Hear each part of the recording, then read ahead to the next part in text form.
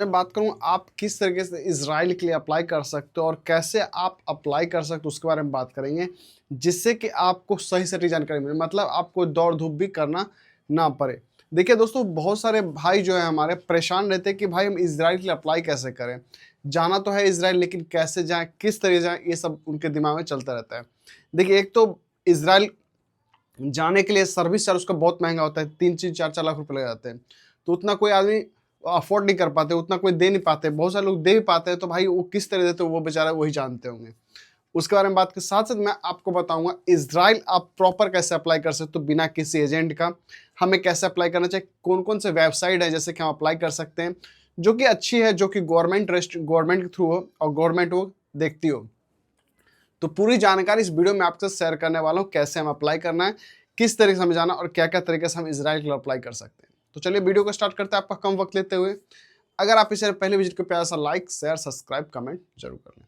देखिए दोस्तों, सबसे पहले मैं आपको बता दूं हाउ टू अप्लाई इज़राइल, मतलब हम इज़राइल के लिए अप्लाई कैसे करें, या फिर हम इज़राइल के लिए सोच रहे, प्लान बना रहे हैं कि हमें इज़राइल जाना है। तो सबसे पहले आपको दो चीज़ का अहम बात, मेरे हिसाब से 2-3 बातें आपको ध्यान रखनी है। वो 2-3 बातें क्या है मैं आपको बताना चाहता हूँ। मुख्यतः आप गल्फ रिटर्नर कैंडिडेट होने चाहिए, क्योंकि भाई देखिए फ्रेशर कैंडिडेट को बहुत ही कम 90% में से 100% शायद ही 1-2% ऐसा होता है जहां पे आपको फ्रेशर कैंडिडेट को एक्सेप्ट करता होगा। तो सबसे पहला वहम आप अपने दिमाग से निकाल दें कि मैं फ्रेशर कैंडिडेट हूं तो मैं इजराइल के लिए अप्लाई कर सकता हूं। लेकिन जब आप टर्म एंड कंडीशन जब जानते हो अंदर जाके, तो आपको पता चलता है भाई आप इंटरव्यू वगैरह सब कुछ दे दो, लेकिन जब आप रिटर्नर नहीं रहते तो वहां पे क्या कहता है, आप रिटर्नर नहीं हो और आपको क्या होता है वहां से हटा दिया जाता है, वहां से आपको छटिया कर देता है, भैया चलो यहाँ से अब जाओ आप। एक तो आपको पैसा खर्च हुआ, टाइम खर्च हुआ, आप उस चीज से बच रहे हो। दूसरी बात, आप अगर गल्फ रिटर्नर कैंडिडेट हो और गल्फ से रिटर्नर हो और आपके पास 3 साल का एक्सपीरियंस है गल्फ का, तभी आप इजराइल के लिए अप्लाई कर सकते हो। क्योंकि बहुत सारे भाई कमेंट्स भी करते हैं कि सर क्या गल्फ रिटर्नर कितने साल का होना चाहिए, तो मैं आपको बता दूं गल्फ रिटर्नर कम से कम आप 3 साल का होना जरूरी है भाई, मतलब आप 3 साल के किसी भी कंट्री से रिटर्नर होना अनिवार्य है।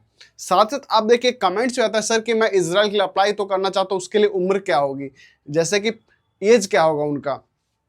25 साल से लेकर 45 साल आपकी आयु होनी चाहिए, मतलब एज होना चाहिए, तभी आप इजराइल के लिए अप्लाई कर सकते हो, आप इजराइल जा सकते हो। ऐसे सोचोगे भाई मेरे 21 साल उम्र हुई मैं अप्लाई करूं इजराइल के लिए, तो आपसे आप ये चीज ना करिए, गलतियां ना करें, क्योंकि भाई वहां पे क्या आपको वहां पे हटा दिया जाता है, वहां से फिर आपको एक्सेप्ट नहीं करते, बोलते कम से कम 25 साल और 45 साल वाले ही चाहिए, मतलब 25 साल के बाद जितने उम्र दराज हैं 25 से 45 वो आपको एक्सेप्ट करते हैं। अगर मान लो क्लाइंट एक्सेप्ट भी कर ले रहा है, लेकिन जब क्या क्लाइंट जब एक्सेप्ट भी कर रहा है आपको, तो जिस समय आपका वीजा अप्रूवल होगा उस समय जिसमें आपका डीओबी डेट ऑफ बर्थ डाला जाता है, तो उसे सर्च जैसे आता है तो आपका एज अगर नहीं होगा तो वहीं पे क्या आपका वीजा स्टॉप कर देता है, मतलब आपका वीजा प्रोसेसिंग रुक जाता है, आपका टाइम भी खराब, वेस्ट, सब कुछ खराब। तो ये गलती आप ना करें। उसके बाद अप्लाई करने के लिए हमें क्या क्या चीज चाहिए और कैसे अप्लाई करेंगे मैं उसके बारे में बात करूंगा। तो सबसे पहले आपको अप्लाई करने के लिए आपके पास आपका पासपोर्ट होना चाहिए, जो कि पासपोर्ट की वैलिडिटी 10 साल की होती है। मैक्सिमम आप अगर गल्फ रिटर्न कैंडिडेट हो तो कम से कम 2 साल से लेकर 3 साल तक आपके पासपोर्ट में बचा होना चाहिए उसकी वैलिडिटी, मतलब 10 साल के दरमियान में आप 7 साल आपने मान लो गल्फ में खत्म कर दिया, 3 साल आपके पास बचा होना चाहिए, तभी आप अप्लाई कर सकते हो इजराइल के लिए। अब इजराइल के लिए अप्लाई करने के लिए सबसे पहले आपके पास जो पासपोर्ट है पीसीसी चाहिए, मतलब आप पीसीसी भी अप्लाई करें, और पीसीसी 90 दिन से लेकर 6 महीने तक वैलिडिटी होती है। आप वहां पे जब अप्लाई करोगे तो वैलिडिटी आपको वहां पे बताता है इतने दिन की आपकी वैल्यू रहेगी जो पीसीसी है। तो इस बीच में आपको पीसीसी भी करवाना है, क्योंकि देखिए भाई कब रिसेंटली वहां पे रिक्वायरमेंट आता हो किसी को पता नहीं होता, ना किसी को पता नहीं चलता कि रिक्वायरमेंट कब आ रहा है इसराइल का। तो कम से कम देखिए 6 महीने का आपके पास समय 6 महीने तक का है, तो कभी भी आपको इसराइल का वहां पे आ सकता है जी रिक्वायरमेंट, तो आप इसराइल के अप्लाई कर सकते हो। अब देखो बहुत सारे लोग कमेंट्स भी करोगे तो सर इसराइल का पीसीसी में खर्च क्या आता है, 400 800 से लेकर 900 रुपए तक अप्रोक्स आपको खर्च आता है पीसीसी के लिए, मतलब 1000 रुपए के समथिंग आपको पीसीसी का खर्च आता है। या फिर आप कहीं साइबर कैफे से अप्लाई करवा सकते हो, या पासपोर्ट सेवा केंद्र ऑफिस अप्लाई कर सकते हो, तो आप यहाँ से अप्लाई कर सकते हो, आप अपना पीसीसी बनवा सकते हो। ठीक, तो पीसीसी आपके पास जरूरी है, मतलब हम भारतीय देश है और भारत देश में हमारे जिस जगह से हूँ मैं, मेरे ऊपर कोई कुछ भी क्राइम पुलिस रिकॉर्ड कुछ भी नहीं है, मैं एक अच्छा हूँ और मेरे लिए कहीं कोई दिक्कत तकलीफ नहीं है, मैं जा सकता हूँ इसराइल। तो आपको पीसीसी कर, जिस तरह के हम कुवैत के लिए पीसीसी करवाते हैं जस्ट उसी की तरह आपको यहाँ पे पीसीसी करवाना पड़ता है। तो ये चीज हो गया। दूसरी बात, आप पढ़े लिखे होने अनिवार्य, कम से कम आप 10th पास आउट होना जरूरी है। क्योंकि भाई आप कमेंट्स भी करते हो सर मैं पढ़ा लिखा नहीं हूं, मैं इजराइल जा सकता हूं, बहुत सर मैं ऐसे कमेंट्स को पढ़ता हूं, रीड करता हूं। तो मैं आपको बता दूं, अगर आप पढ़े लिखे नहीं हो, 10th पास आउट नहीं हो, तो बहुत ही कम चांस रखे आपको एक्सेप्ट करेगा। लेकिन कोशिश इस चीज को रखना है कि आप कम से कम 10th पास आउट हो और गल्फ रिटर्न कैंडिडेट हो, तभी आप अप्लाई करें।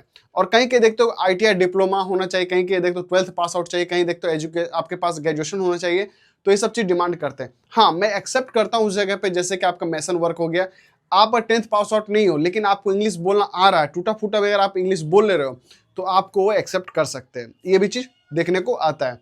मतलब ये है कि आप अगर पढ़े लिखे नहीं भी हो, 9वीं क्लास पास आउट हो, आपको इंग्लिश बोलना आ रहा है, आप मेसन हो, तो मेसन वाले को, इलेक्ट्रिशियन वालों को एक्सेप्ट कर लेता है। तो कहीं ना कहीं ये चीज़ भी आपको प्लस पॉइंट आपके लिए है। तो आप थोड़ा बहुत, आप अगर मेरी वीडियो कहीं से भी देख रहे हो, किसी भी जगह से देख रहे हो, चाहे इंडिया से देख रहे हो, चाहे आप मेरी वीडियो को सऊदी, दुबई, कतर, ओमान से आप मेरी वीडियो को देखते रहते हो, तो थोड़ी बहुत आप इंग्लिश बोलना आप सीख लें। मतलब थोड़ा बहुत आप इंग्लिश का जानकारी ले लें। कोई टूल्स जो है आपको उसका नाम जान लें, उस टूल्स के बारे में जान लें। ये चीज़ आपको जानना जरूर। अब बात करते हैं कि जी अप्लाई करने के लिए हमें क्या क्या डॉक्यूमेंट चाहिए, मतलब जो अप्लाई करने के लिए हमें क्या क्या चीज़ चाहिए। तो देखिए, एक्सपीरियंस आपके पास चाहिए, पासपोर्ट चाहिए, आपके पास पीसी चीज चाहिए। ये सब चीज आपके पास जब डॉक्यूमेंट्स होंगे तब जाकर आप अप्लाई कैसे करो। देखिए, आपके पास 2 ऑप्शन आते हैं अप्लाई करने के लिए। एक तो आता है आपका प्राइवेट सेक्टर से और एक आता है आपको ऑनलाइन गवर्नमेंट सेक्टर से। तो आपके ऊपर डिपेंड है कि आप प्राइवेट सेक्टर या गवर्नमेंट सेक्टर जाना चाहते हो। मतलब मेरे कहने का मतलब ये है, अगर मैं गवर्नमेंट की वेबसाइट की बात करूं, NSDC से अगर आप अप्लाई करते हो, तो यहाँ पे जो टोटल खर्च पहले 63,000 से लेकर 1,41,000 से कुछ समथिंग लग जाता है। मतलब 1 लाख रुपए से 1.5 लाख रुपए के आसपास आपका टोटल खर्च आएगा गवर्नमेंट के थ्रू अगर आप अप्लाई करते हो। तो ये एक जेन्युइन तरीका। उससे क्या होगा, एक तो आपको पैसा नहीं लगेगा, आपने अप्लाई किया, CV सब कुछ आपने ऑनलाइन किया, सब कुछ आपने खुद से किया। तो ये चीज आपको बहुत अच्छी बात है कि आप खुद से NSDC से अप्लाई करके आप जा सकते हो। क्योंकि बहुत सारे भाई दोस्त हमारे NSDC से जो कि गवर्नमेंट से गए हैं, उन्होंने ऑनलाइन अप्लाई किया, वो अभी इजराइल में जॉब भी कर रहे हैं। तो NSDC से जाने से फायदा आपको ये होंगे कि जो कुशल कारीगर हैं उनको बोलते हैं, वो आप यहाँ पे काम सीख जाते हो, गवर्नमेंट के थ्रू जाते हो। तो ये चीज आपको कहीं ना कहीं आपको प्लस पॉइंट देखने को मिलता है कि अगर हम NSDC जाते हो तो हम सुरक्षित जा रहे हैं।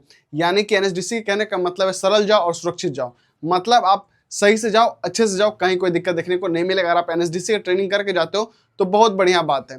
तो आप NSDC से अप्लाई करके आप जा सकते हो। एक आता है प्राइवेट सेक्टर। प्राइवेट सेक्टर जहां तक 2-3 ऑफिस मुझे अच्छी लगी है कि जो इजराइल का काम करवा रही है। डायनेमिक ऑफिस DSS ऑफिस जो कि द्वारका में मदर डेयरी के पास दिल्ली में है, आप डायनेमिक ऑफिस DSS ऑफिस से अप्लाई कर सकते हो। और एक एशिया पावर ऑफिस जो कि मुंबई, चेन्नई, कोची, दिल्ली में ऑफिस है और एर्नाकुलम में। यहाँ पे इजराइल का रिक्वायरमेंट आता रहता है। तो 2-3 रिक्वायरमेंट मैं आपको बता भी देता हूँ, कभी कभी आता ही रहता है। तो आप इस ऑफिस से प्राइवेट सेक्टर से अप्लाई कर सकते हो। अब बहुत सारे लोग कमेंट्स करते हो सर सर्विस चार्ज क्या होगा। देखिए, सर्विस चार्ज 2-3 लाख के आसपास, 4 लाख रुपए के आसपास समथिंग रहता ही होगा, उससे कम नहीं रहता होगा मेरे हिसाब से। मेरी अपनी थिंकिंग, हाँ इतना रहता ही रहता है। क्योंकि जो लोग प्राइवेट सेक्टर से गए वो पहले बोलते भाई मेरे से 5-5 लाख रुपए लगे। तो प्राइवेट सेक्टर से पैसे आपको अधिक कहीं ना कहीं देखने को मिल जाता, लग जाता है। तो आप प्राइवेट सेक्टर से जाना चाहते हो या गवर्नमेंट सेक्टर से जाना चाहते हो, ये आपके ऊपर डिपेंड करता है। अगर आप गवर्नमेंट सेक्टर से जाते हो तो आपको जी बहुत अच्छा बेनिफिट मिलता है कि आप ट्रेनिंग करके जाते हो, आप पैसे भी कम लगते हैं, आप आराम से इजीली अप्लाई भी कर सकते हो। तो अप्लाई करने के लिए आप NSDC वेबसाइट पे जाएं, आप वहां से अप्लाई कर सकते हो, या मैंने उसका लिंक डिस्क्रिप्शन डाल देता हूं, या फिर आप मेरे वीडियो के आई बटन में जाके उसको आप देख सकते हो अप्लाई कैसे करना है। तो अप्लाई करने के लिए जो है आप लिंक्डइन का यूज कर सकते हो। लिंक्डइन एक जो है लिंक्डइन से भी कर सकते हो, आप उसके ग्लासडोर से भी अप्लाई कर सकते हो। ग्लासडोर में वैकेंसीज आती है। और NSDC जो हमारे गवर्नमेंट भारतीय देश का, वो आप यहाँ से अप्लाई कर सकते हो। ये सब पोर्टल साइट जो है, आप इससे अप्लाई करके आप जा सकते हो। तो वीडियो कैसे लगी कमेंट से जो बताएं। अगर आप चाहते हो कि मैं NSDC का गूगल ग्लासडोर हो गया, उसके बाद आपको NSDC से हो गया, उसके लिंक्डइन से हो गया, कैसे अप्लाई करना है, कैसे कैसे क्या करना है, तो जानकारी चाहते हो तो कमेंट्स करें, मैं उसके लिए प्रॉपर एक वीडियो बना दूंगा। तो भाई मैं उसके लिए एक वीडियो ऐड कर, तो आई बटन पे जाकर आप उस वीडियो को भी देख सकते हो। वीडियो पसंद तो लाइक शेयर सब्सक्राइब कमेंट जरूर कर लें। मिलते हैं नेक्स्ट। जय हिंद, वंदे मातरम, राधे राधे जी।